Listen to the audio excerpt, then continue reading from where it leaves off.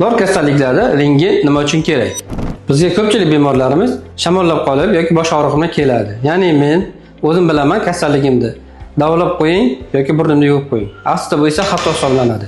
Sababi biz rentgen yoki MSKT qilishdan maqsad bu yerda biz u haqida kasallik haqida to'liq ma'lumot olish va qaysi bosqichda qanaqa jarayondaligini bilishimiz kerak. Bu kasalliklar biz hozirgi zamonaviy endoskop sistemini ko'rganimiz bilan burun yondosh bo'shliqlar haqida to'liq ma'lumot bermaydi. Ya'ni bu gaymarit, peshona bo'shliqlari sohasida bizga to'liq ma'lumot bermaydi. Biz rentgen yoki MSKT orqali ko'rganimizda kasallikning qaysi bosqichdaligi, o'tkir jarayon yoki surunkali, asorat bergan yoki yo'qligini yoki burun yondosh bo'shliqlarida kistami, polipmi yoki yot jism yoki qanaqadir onkologik kasalliklar qaysi bosqichdaligini bilishimiz yoki umuman burun yondosh bo'shliqlar top-toza bo'lib boshqa nevrologik kasallik ham bo'lishi mumkin.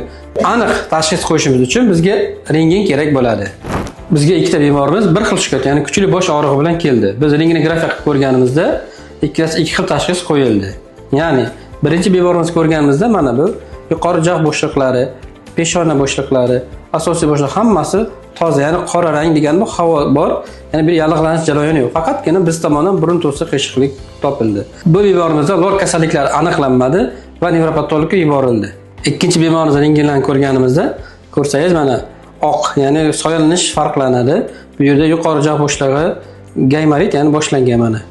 Soyalanish bor va peshona bo'shlig'ida ham shamollash o'tgan. Burun yo'llari ham oqarib turibdi, shamollash bor. Bu bemorimizda barcha bo'shliqlarda yiringli jarayon aniqlandi va bu bemorimizda davo muolajalarini boshladik.